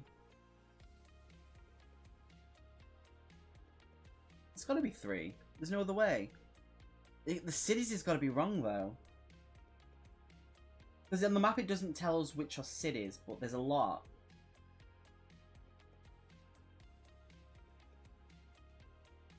Wait, let me go back to this. Let me read this out again. This is going to be bad. The first of the 3 numbers is equal to the number of oases on the trail between Icarus. Okay, so it's on the trail. Second number is equal to the number of cities in Vasconia. And the third is equal to the number of islands off the coast of Cape Cabar. So I know the last number is 3. And it's got to be 3 as well. So it's got to be 3, 3 something. But it's the cities that I get confused with. 1. They've got to be the ones with the flags. 1, 2, 3, 4, 5, 6, 7. Maybe it's 373. It's got to be 373. Oh my god. Is it 373? That's it! Exclaims Baindon, stabbing his finger on a map of the dry main that covers this chart table. There we go. I got it. 150 miles due west of Birabalu. 150 miles due south of the oasis of Bal-Lofton. He picks up a quill pen and marks the spot, the tomb of the Mahan. This section is the correct answer to the code puzzles posed in section 331. Yeah! We got it. I'm just an idiot. You study the map and ponder the miles of desolation separating you from your goal. Thank you. I feel so smart. Baindon notices your look of dismay and quickly tries to put your mind at ease. Fear not, Lone Wolf. We'll be there before the dawn. You smile at his confidence, but it is not the actual journey that worries you. Your concern is what you may or may not find upon your arrival. Turn to 320. Ugh. How dare it throw puzzles at me? I didn't expect that. Dawn is breaking on the horizon of a low hill that is blurred and dotted with small, tufted trees. Swiftly, the Sky Rider has voyaged through the night, Milo, to arrive at the foothills of the Konshi Mountains, in whose folds the sky ship is safely tucked away from watchful eyes. 25 miles to the north, across a landscape of barren rock and dry brush, lies the tomb of the Mahan. You set off with Baindon before the dawn, anxious to waste neither time nor the protective cover of the darkness. Now, as the great golden disk of the sun climbs in the sky for the first time, you are able to see your goal. Counting is hard. It's more the fact that the map didn't tell me certain things on it. A massive excavation has exposed the heart of this scorched land, delving deep around the tombs of its forgotten ancestors. Thousands of Geiks, spiteful and malicious servants of the Dark Lords, labour unceasingly to remove rock and sand from the quarry. They are forced to Dracarum to drag their back-breaking loads up ramps to the rim of the crater. Close to the edge of the crater, an encampment of black tents surrounds a large domed canopy. Lying in the shade of the construction is a huge flying creature, an Imperial Zlan beast. Its presence here only means one thing. Dark Lord Hakan has arrived. The thought of the Dark Lord's presence here chills your blood, but you draw some comfort for the labour of the Geiks. They continue to labour is a sign that their mission has yet to be completed. The book of the Magnachi has yet to be found. It is impossible to approach the crater unseen. You will have to wait for darkness before you make your approach and attempt to enter the tomb. During the long wait, it is agreed that Baindon should try to find Tipasa. It is likely that he is being held captive somewhere inside the encampment. It seems improbable that Hakan would have killed him before discovering the treasure he has travelled so far to secure. During the day, you must eat a meal or lose 3 endurance. Well, I've got a meal. I'm just going to take one off, so I'm now down to 3. If you possess the kind of discipline you weren't able to make, which I remember, which is fine. That's why we got meals. As night falls, as your desperate quest begins. No. As night falls, so your desperate quest begins. The Geiks pose few problems that you cannot overcome with your basic warrior skills. These creatures have been overworked to the brink of complete exhaustion. Only the Dracarim, Jesus Christ, why did they make these words up? Show any sign of vigilance. But even so, there are less than a dozen patrolling the rim of the entire crater. Not until you reach the main entrance to the tomb do you encounter any real challenge. A Dracar stands on guard by the entrance, his cruel eyes glinting behind his twisted iron death mask. Occasionally, he diverts his attention from the watch to take a drink from a water flask. If you have the kind of discipline mind over matter, which we do, turn to 214. You focus your skill on a nearby spade, willing the handle to rattle against the wheelbarrow in which it rests. It only takes a few seconds from the vigilant Dracar sentry to leave his post and investigate the suspicious noise. By the time he returns, you have entered the tomb of the Mahan. Turn to 395. Oof.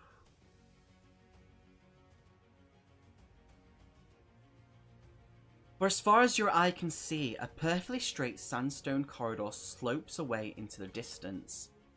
Torches crackle and splutter on the walls, illuminating pictograms engraved in the yellow stone.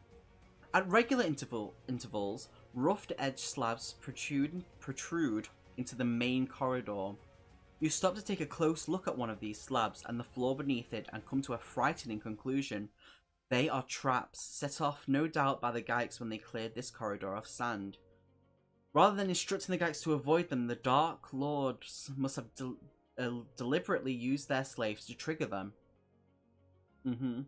Once the traps had been sprung, the squashed bodies were cleared away and the slabs chiseled through to the next section. Pit traps in the floor seem to have been neutralized in the same way, set off by luckless Geiks that have been filled in with their dead bodies and leveled off with sand.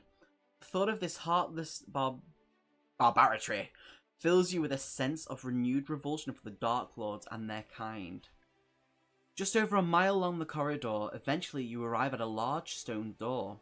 The stone surround bears evidence of recent chisel work. The door itself is rock solid. You notice a faint beam of light descending from a hole in the ceiling. It creates a small circular pool of light. A little to one side of the similar hole in the floor, in the wall near to the door, there is a triangular indentation. This is about the same size as a gold crown. If you possess a prism, turn to 233. If you possess a blue stone triangle, turn to 245. I'm sure I have a blue stone triangle. I have a blue stone triangle. There we go, right here. We pulled it from the necklace. Whoops, daisy. Did we pick up a prism? I think we used the prism. But we've got the blue stone triangle, so we're good. We've got that. Where are we? Turn to 245. Hopefully this works, because if not, we might be dead. I'm so happy that all the things we've collected from all the other books I've basically come back into this book to be like, yeah, you found this, use this, or, you know. You remove the blue stone triangle from around your neck and press it into the indentation in the wall. It is a perfect fit. You hear the sound of stone grating on stone, and slowly the door opens to reveal a chamber. It is dimly lit, but you see that the thick dust on its marble floor is covered with innumerable footprints. As you enter, you catch sight of a rough stone throne. It is facing the wall on the far side of the chamber. Suddenly, the store dome slides shut behind you with unnerving speed. Exactly. To continue, turn to 289. I like that it comes into, like, fruitation. What was it? 289? 289. The throne begins to revolve. As it turns, a terrible howling fills your ears. It changes and transforms into the growling of a harsh, guttural language, the likes of which you have never heard before. Words and sounds and the mouths of men could never be shaped to speak roll through the chamber like thunder. It is the Dark Tongue, spoken by Hakon, Lord of Arnak, Dark Lord of Helgadad. He rises from the throne, the ghastly voice still echoing from his unnatural mouth. A spiked fist opens to reveal a glowing stone. Blue flames smolder on its surface, and you can feel currents of power radiating from its core. Suddenly his words change, and now you hear a tongue you know well. He is speaking Summerlending. Look on your doom, Kai whelp. There is a deafening crack, a sudden surge of power, and a fireball of blue flame leaps from the stone and comes hurtling towards your face. We have the Summer Sword. It literally is called the Summer Sword, which nullifies magic or eats it. So if you have the Summer Sword turn to 3/1/1. Ha ha ha ha ha. The fool. You raise your golden sword just in time to deflect the bolt of raw energy. It screams from your blade and explodes into the chamber wall, gouging a hole several feet deep into the steel-hard rock. The impact jars the Summer Sword from your hand. The blade arcs through the dust-choked air and embeds itself upright in the stone floor. Hurriedly, you roll across the floor and take cover behind a pillar. Your doom, Kai whelp, speaks Hakon. It is but seconds away. So, we can either try to retrieve the Summer Sword, choose to move to a new hiding place under cover of the swirling dust, or stay hidden where we are. I'm going to put this as a save point, because this is going to be some choices, I think.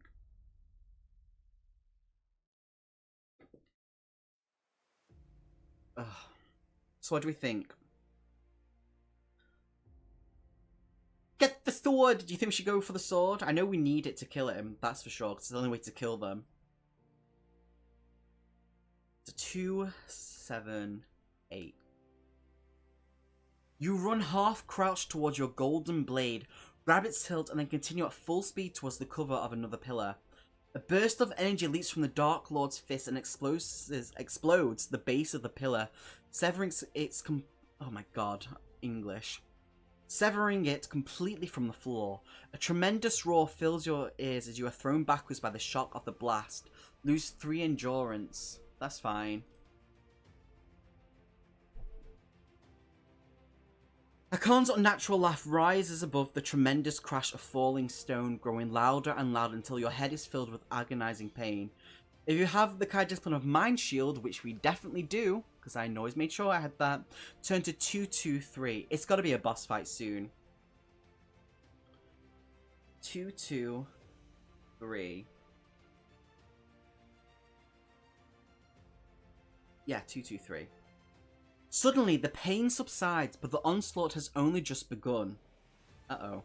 A mist as black as the grave is seeping from the Dark Lord Hakon's mouth. It creeps along his outstretched arm and settles like a malevolent cloud in the palm of his upturned hand. Whirling shadow shapes draw into focus.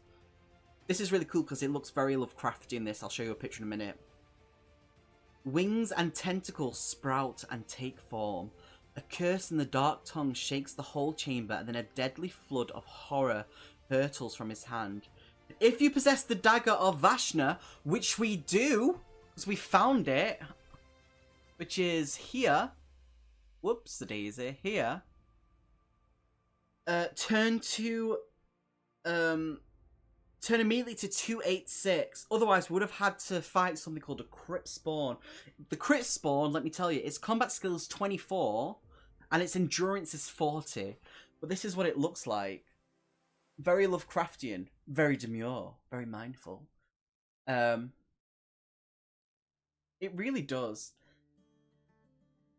But we have a dagger that we could have dropped at any point. It kept asking if we wanted it throughout books, but we kept it. Turn to 286.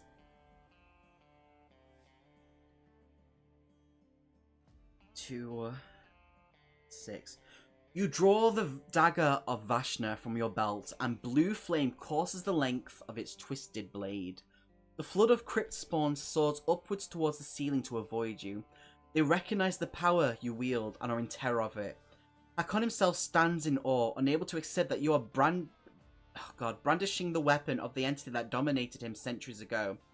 Wary of using the accursed dagger, you sheathe it, preferring instead to rely on the goodly power of the summer sword. Turn to 353. What is this music? 353. Oh, we have a fight coming up. Let's get this music.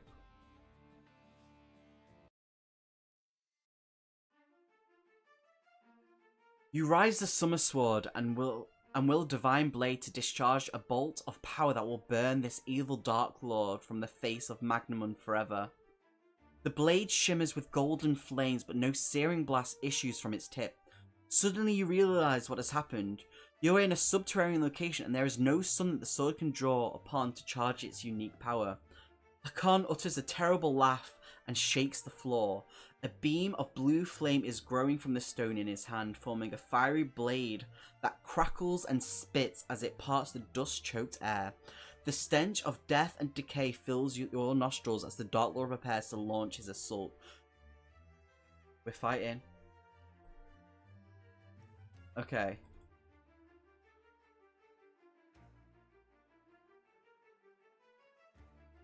Can we put this on loop? I'm liking this.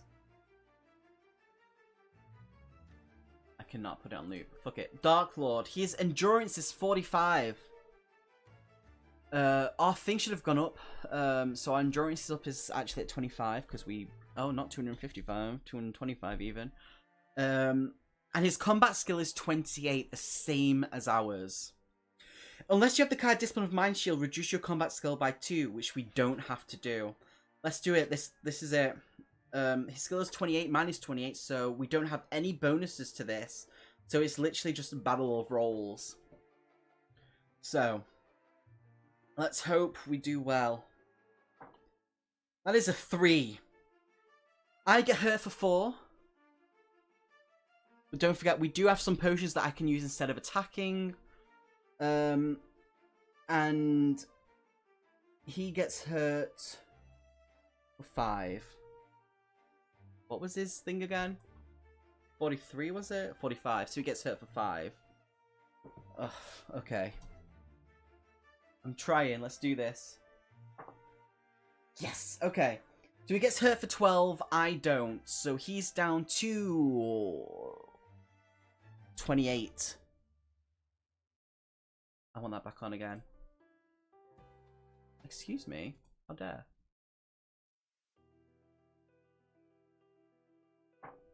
That is a 3. He gets hurt for 5. So he's at 23. I get hurt for 4. I'm at 17.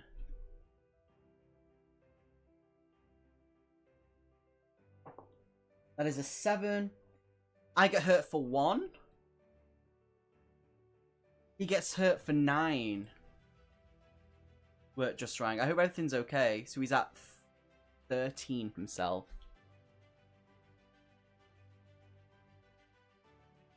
What's going on with work, Dan?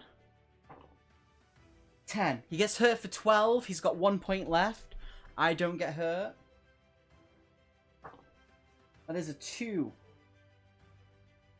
He's down, but I get hurt for 4. So we're at 12. There we go.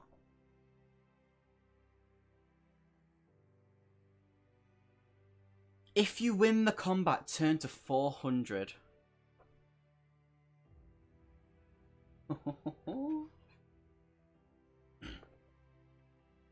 You examine the floor. I know, I'm so happy that went well for us, because that could have gone really bad. You examine the floor where Dark Lord Hakon fell. There are no signs of his body to be found. The atmosphere is strangely calm and peaceful, as if a great and evil shadow has been lifted from this place. You turn around and walk to the throne where Hakon sat waiting for you to appear.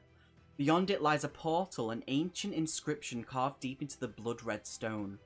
Below the carving is set the impression of a human hand. Instinct and intuition guide your hand to the door.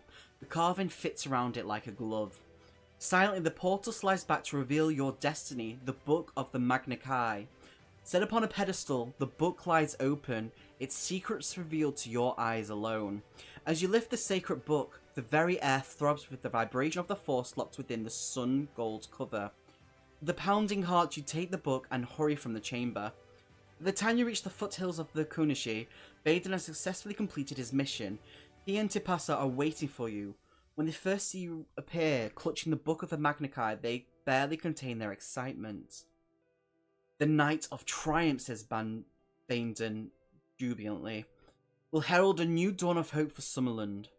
The Kai shall be reborn. Your quest is now complete. You have found the legendary Book of the Magna Chi and freed Magnemon from the evil shadow of Dark Lord Hakan. But for you, Kai Master Lone Wolf, the story has only just begun. Your destiny lies upon the path of the Grand Masters. Master their secrets and attempt to fulfill the first exciting quest of the Magna Chi in the first book of the Magna Chi series, The Kingdom of Terror. We did it! We've completed the first series of Lone Wolf, Zone Wolf, the Kai series. We now get to become a Kai Master, the next series. Which is 8 books, which I actually have behind me. And then we've got other books. We've done it. We've actually completed it. We won the fight. Woohoo! Just put this back in order. Very nice. We finally did it. We finally completed the first series of the Kai series. I'm so happy. That fight, though. Hopefully we get to, like, up our skills a bit more. Like, and maybe, like, our endurance and combat skill. I hope we get to keep our items because I do like the Summer Sword, just for the name itself. It's a possibility, but there's always a possibility. Thank you for joining me and helping me get through this. We didn't die once. I'm taking that as a win. Let me just do this because it's... Ow, my hand. Pardon me. Thank you. It's a good series. It really is. I'm excited to start the next one. It's going to be good. It's going to be good. I'm excited. I'm excited to go on to the next one. But yeah, there we go. It's done. I'm happy. I'm happy we've done that. It took us a bit of time, but we got through the first bit. So it's good. It's good. So thank you everyone for joining me. I really appreciate it. I thought it would only take about an hour and a half, but it took nearly 2 hours, which is fine for me. I enjoyed the book. It's been a good read. I appreciate everyone's help. The series is really good. For the first series, which is 5 books, what are you going to celebrate? What do you mean, Luna? For the first series of 5 books, it's like £20. And then for the next set, which is 8 books, I think I paid like £25. So I need to get the next set after that. I know that I've got some of the books that are set in the same world as that, like set like a different time and stuff, where you play a huntress, a female huntress, which is nice. Going to do to celebrate. I'm going to rest my throat. Talking hurts. I'm glad we finished it tonight. It was a really good read. The first series is really good. I'm probably going to go and read, to be honest. I'm up very early tomorrow, so I'm going to just relax now, because I'm in work at 5:30. I've got a long day tomorrow. I've got, how many hours? 8-ish hours. It's not that long, but I'm up early for it. I think getting a cup of tea is a really good call. I think I will. But I'm happy with that. I appreciate you coming in. I know that it's not really a cup of tea, Luna, but I appreciate that you popped in. I do appreciate it. And obviously anyone who lurks has been in and out. And obviously everyone who's helped me make decisions. You're all lovely. Thank you, Dan and Jenny as well. And obviously Ven, who's popped in and out. I hope his day's gotten better, because I know a lot of people that I care about haven't had a good day. Yeah, I start at 5:30 in the morning, so I'll be up around 4 in the morning. Just to make sure I let Milo go out and stuff like that. I think it's fun. I was just busy today. Oh, it's all good. It's all good. I still appreciate you coming in, you know? Like, thank you for taking the time out of your day. It's always nice. I appreciate it. You're all awesome. And I guess I'm going to end it. Thank you once again. Stay awesome, my friends. Make good decisions and love, love. Thanks. Wait, I've got a joke before you go. Wait, I have a joke. Well, it's not really a joke. It's... Is it a joke? No. It's a pickup line. Wait, just very quickly. Hey, Dan. Are you Ariel? Because you were mermaid for me. Okay, bye. Night-night. Bye.